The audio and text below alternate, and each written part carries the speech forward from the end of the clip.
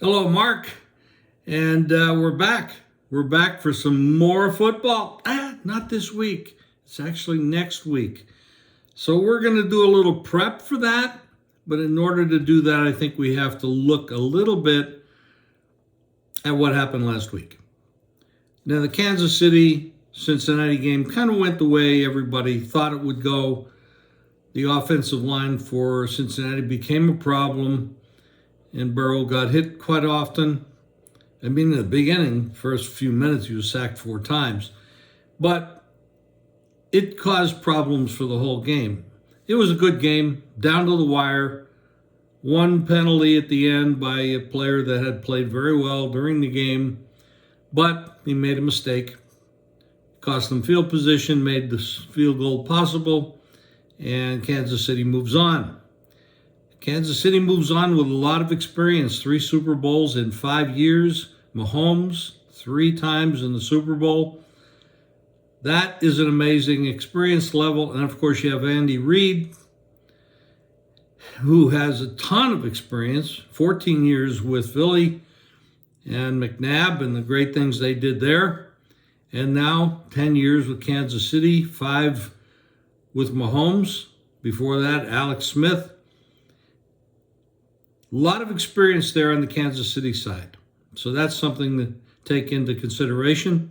And, of course, you have to look at the injuries that they suffered throughout the year and especially last week. Not to mention the high ankle sprain that Mahomes has that limited him a little bit, but he's an amazing player. Now, on the other side, you got Philadelphia, who demolished both the Giants and San Francisco, absent any quarterback production. So I didn't learn a lot by watching Philadelphia play those 2 games. Nothing was close. It was never in doubt. And unfortunately for Brock Purdy, he looks like he's going to miss a good deal of time. He's going to have surgery on his elbow. It's a serious problem. And I hope it doesn't affect his entire career, but it might. Now, moving forward, these 2 teams, you have a lot of experience with Kansas City and their head coach, Andy Reid, but you don't have that kind of experience with Jalen Hurts and their coach. So the edge there in experience, recency, and everything else goes to Kansas City.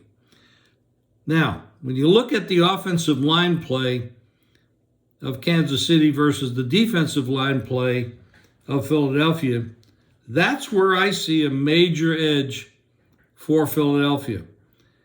Their defensive line and their defense in general is tremendous. They just demolished everybody the entire year. I think they had 70 sacks throughout the year, which is pretty great. That's going to be the issue. But you have 2 weeks to prepare. You have 2 weeks to get around those issues and try to figure out how to combat that. Now, a couple of years ago, Kansas City went into the Super Bowl against Tampa Bay, and they had offensive line problems in that game and were demolished by Tampa Bay because of the offensive line play versus Tampa's defense. They never had a chance in that game. Could very well happen here again. Interesting, we should look at the lines, the betting lines. The opening line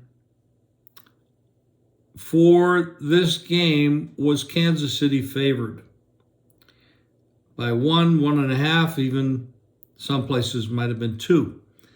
It swung the other way to Philadelphia 2.5. It's backing off now. You see a lot of 2s, even 1.5s out there. The total, 50, 49, 50.5, 49.5. Those numbers you see out there. Very interesting line move there on the side, though. You go from a favorite to a dog, with Kansas City going to Philadelphia, the favorite. And based on the injury issues that we're looking at right now, I can understand that.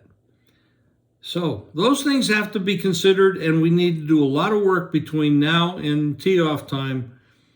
But I have to remind you that the better betting options might be the propositions. There's going to be a prop on, there's probably going to be 500-600 props. And I think